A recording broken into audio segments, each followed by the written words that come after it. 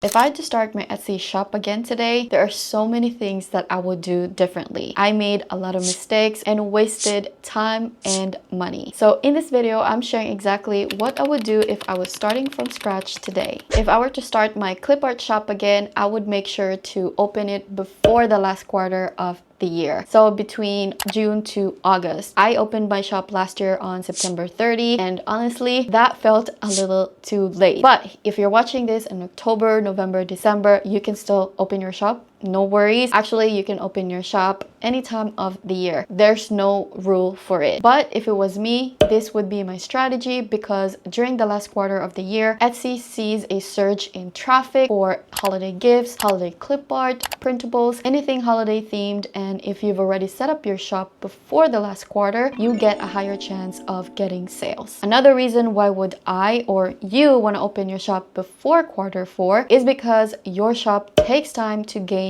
traction, and opening before then gives you a head start. Next, I'd focus on creating in-demand seasonal products. Quarter 4 is all about the holiday, and people, including me, go crazy for anything holiday themed, physical and digital products. And seasonal products can give you those first sales because people tend to spend a bit more money this time of year, which helps give your shop gain momentum. The problem is, when I first started, creating seasonal designs felt chaotic because I had to release a few packs as fast as I could, and my process was a little bit all over the place. I would start with market research, then brainstorm ideas, generate the images, upscale them, remove background, and then change the DPI. And the hardest part of it was I was jumping between so many different tools just to get each step done. It was honestly messy, overwhelming, and I'd burn out before I even uploaded a listing. If I were starting again today, I would keep it simple with Kittl. Instead of juggling a bunch of different tools, I can do everything in one place. Generate images, upscale, remove backgrounds, and even change the DPI. And honestly, it makes the whole process of creating not just the seasonal products, but as well the evergreen products way less stressful and so much quicker. Let me show you how I do it. For example, I want to generate an image of a Christmas truck. So first, what I'm going to do is go to the left side menu bar here, click on Kittl AI, and up here that says describe your image, I'm going to put in my prompt and then generate image. Once that image is generated and everything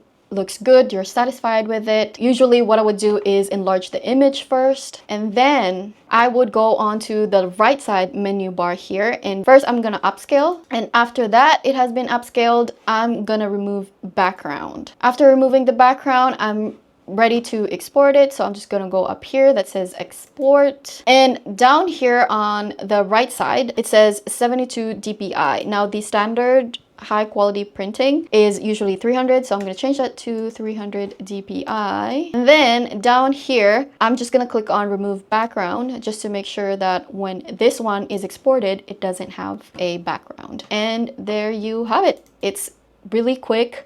It's easy. If I had this when I first started, it would have saved me so much time and stress. And during quarter 4, time is money. So if you want to save yourself hours of design work and actually focus on getting more listings up, the link to Kittl is down below. You can try it out yourself for free. And once you've got those designs ready and uploaded, the next thing I'd focus on, which is something that I really got wrong the first time, is how I priced my products. It is so easy to get attached to the products that you've created because you've spent a lot of time on it, and that is valid. That's what I felt when I first started too. I made sure my packs looked polished and high quality because that's what the customers deserve, and in return I also deserve to be compensated for those hard work. So naturally I priced my products to match my effort. But here's the mistake. I forgot about the market, and knowing the market is everything, because if your prices are too high, you won't get enough sales to get traction, and if your prices are too low, you're gonna quickly burn yourself out. What you really want is this thing called sales velocity, and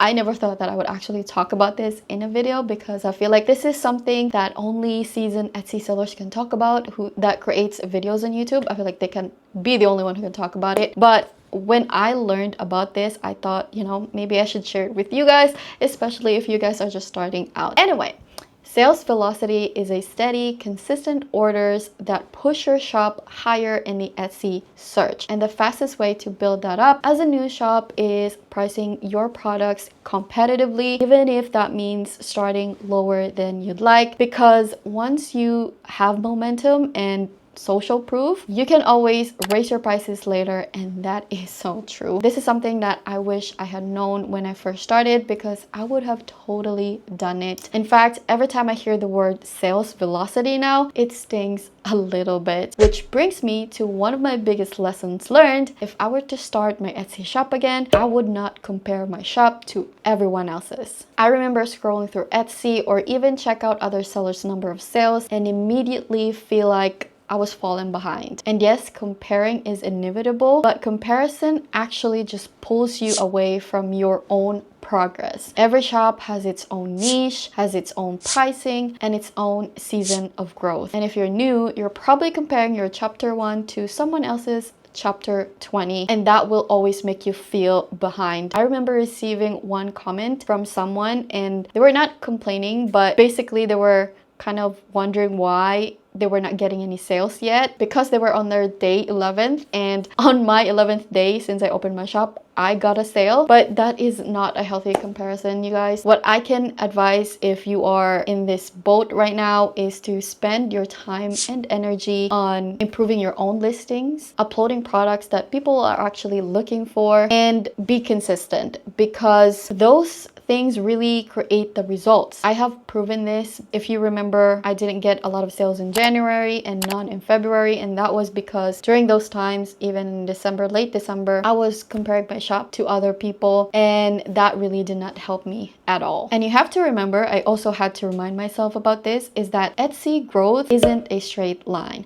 And so with our other pursuits in life, it's never a straight line. And the moment I stopped comparing my shop to other shops was when I finally started to see real progress in my own. Here's a tip for you if you can't help comparing your shop to other people's shop. If you see a shop with less number of listings yet thousands of sales, it could be because of two things. And this is just my opinion, my own observation, and kind of what I think, or how I think Etsy works. Is first is that seller really knows their audience, their target market, and so they're selling a product that is, or products that are in demand and people are actually looking for. That's one thing. Number two is that it could be that the person started with a totally different niche and has gained a lot of sales with that first niche, and so when they pivot with their new niche, it kind of just added up the sales. So because Etsy does not delete the sales, it's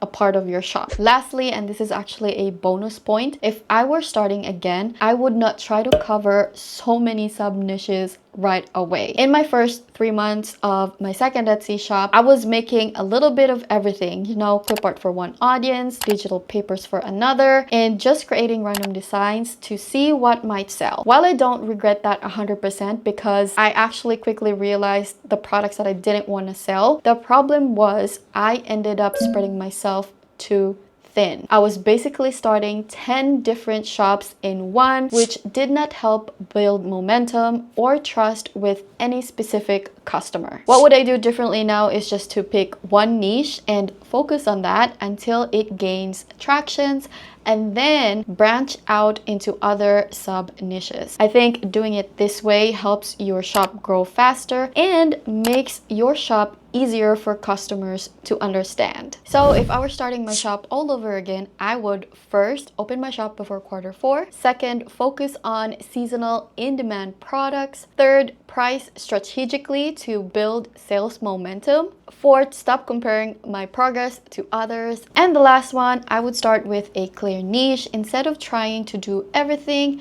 at once. Of course, every shop is different, but these are the lessons I wish I knew from the start, because they would have saved me so much time and stress. Also, if you want a tool that makes designing products a lot faster and less stressful, I've linked Kittl in the description. It's worth checking out. And if you found this video helpful, please give it a thumbs up, subscribe if you haven't already, and let me know in the comments below if you have any questions. Thank you so much for watching. I will see you in my next one. Bye!